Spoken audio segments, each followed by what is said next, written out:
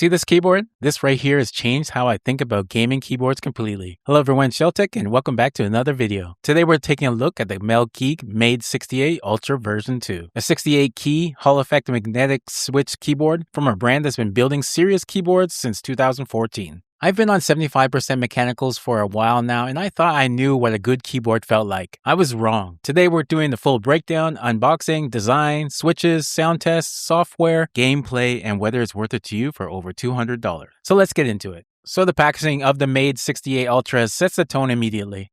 It's clean, premium, and everything inside is packed like they actually care how it arrives. First out, an accessory pack with some alternative keycaps, including a few with the MelGeek B logo. Then we got a braided USB cable that really feels high quality and solid, a unique looking key switch puller, and then the keyboard itself. Underneath that is the quick start guide and a couple of MelGeek stickers to throw on your setup. Nothing crazy in the box, but everything you need is there, and the quality of every single item matches the keyboard itself. So no cheap fillers, no cutting corners on these extras. If you want to expand beyond what's in this box, MelGeek does sell additional RGB accessories and replacement panels directly on their website. So this keyboard comes in different colors. You got night purple, frost white, and boom pink. And worth mentioning, this keyboard is heavily inspired by the game Valorant. The night purple is designed around Rena, and the frost white is Jet's signature edition. So if you main either of these agents, MelGeek basically makes this keyboard for you. In person, this keyboard is clean, like really clean. The CNC aluminum chassis has a tight machine finish, ultra narrow bezel, and nothing about this looks budget. The light bar running the full length of the side panel isn't just an LED strip, it's a 189 triple row LED bar housed in the modular acrylic light guide panel. The glow has actual depth to it, way better than photos make it look. 68 key layout, which sits in the 60% classic keyboards. No numpad, no function row, but you get to keep the arrow keys. If you've never used a compact board before, the difference is immediately noticeable. You're getting roughly 40% more desk space, your mouse sits closer to the center, and your hand naturally sits closer together, which cuts down wrist and shoulder strain over long sessions. The footprint is about 319mm wide by 117mm deep, built-in 7-degree tilt, 18mm front height. It sits naturally, and it weighs just over a kilogram. Pick it up and you immediately know this isn't the plastic pretending to be metal, this is just metal. So you got two switch options depending on the variant you get. The Calm Light is the fast, crisp, gaming first switch. And then you got the Flip King is the one I got. It's got a softer bottom out, better acoustics, more of a premium typing feel. Both, of course, are magnetic Hall effect switches, meaning no physical contact points. The actuation is detected magnetically, no wear in the mechanism, rated for about 100 million keystrokes, and a level of tuning precision that traditionally mechanical switches can't match. The travel adjustments run from 0.1mm to 3.4mm. The feel really feels balanced, not clacky, not mushy, somewhere in the middle that works for both gaming and typing. And every single key sounds basically the same, which is harder to cheese than people realize. Now let's talk about the keycaps. These are translucent, and on the frost white, that looks incredible. The RGB doesn't just shine through the legends, it glows through the entire keycap. So when the lighting is on, every single key is lit up fully. It's a completely different look to a standard opaque keycap, and it works perfectly with the 360-degree RGB setup. Legends are sharp, the font is clean and modern, they feel solid under the fingers with no wobble, and they pull off easily with the included key puller. This board is of course fully hot swappable. If you want to try the other switch type down the line or experiment with something else entirely, you could just pull out and swap. Now, one of the things I always look for in a keyboard is how it actually sounds.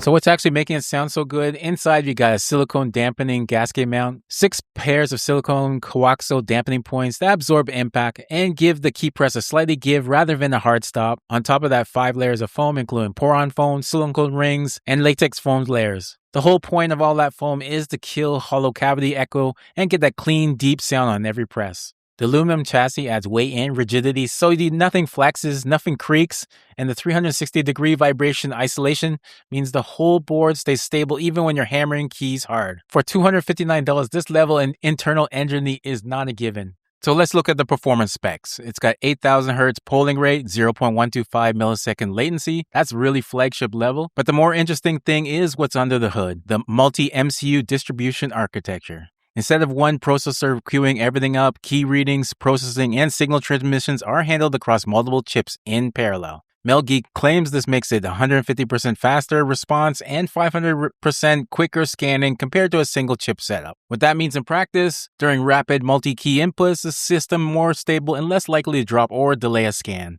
The rapid trigger is adjustable down to 0.01mm sensitivity. A 0.01mm upward movement is enough to stop the key from registering. For FPS players, that means cleaner counter-strafes and repositioning because the key resets the moment your finger lifts, not after crossing a reset threshold. And then there's a dynamic keystroke, and you can map up to 4 separate actions to a single key based on how far you press it. So one physical key can counter-strafe, reset your aim, and do something else entirely depending on the press depth. That's not a gimmick for FPS, that's genuinely useful thing to have. Okay, the software. This is where MelGeek is calling this the world's first AI gaming keyboard, and it all runs through Hive 2.0. And I'll say this up front, this is not what I expected from a brand I haven't really used before. This feels like a Logitech or Razer level software in terms of how clean and thought out it is. And it's web-based, so there's nothing to download and install. You just open your browser, go to the Hive 2.0 page, plug in your keyboard, and you're in. That's a convenient way to handle software. Everything lives in one place: macros, lighting profiles, rapid trigger sensitivity, dynamic keystroke setup, firmware updates.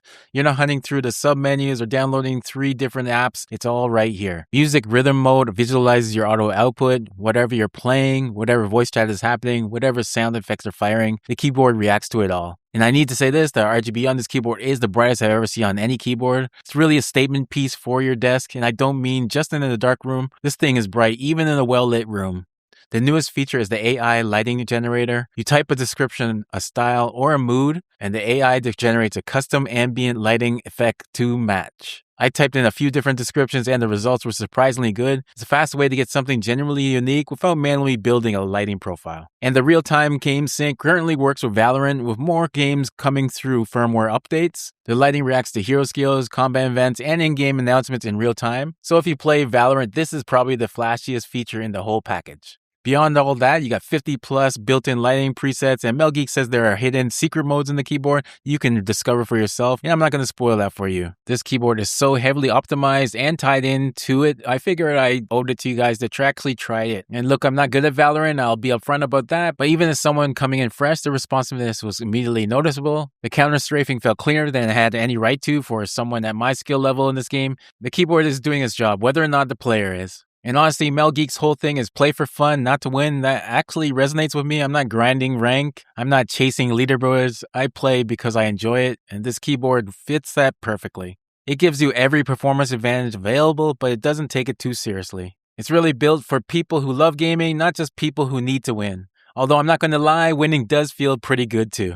When I'm playing Arc Raiders, the quick response and direct changes just register. There's no questioning whether the input went through. The rapid trigger at low sensitivity settings make movement feel noticeably more snappy, and that's what I'm used to. In Battlefield 6, with heavy firefights, constant weapon swaps, crouching, sprinting, all at once, nothing dropped. No phantom inputs, no misfires under pressure, it really stayed consistent the whole time. And in old school Star Wars Battlefront, the ability timing felt tighter, cooldown presses landed exactly when I hit them. Small things, but you feel it after a while. So here's where I land at. At over $200, I'm not going to pretend that's cheap because it isn't. This is a premium price for a premium product. But here's the thing, it earns it. The build is legitimate, full aluminum, nothing plastic, nothing cheap. The magnetic switches feel genuinely different from anything mechanical. The multi-MCU architecture and the rapid trigger at 0.01mm sensitivity are real performance advantages, not just spec sheet numbers. The software is one of the cleanest driver experiences I've come across at any price, and the customization, swappable panels, 3D printable light guide panels, 11 side panel options, this thing is basically a modding platform that also happens to be a flagship gaming keyboard.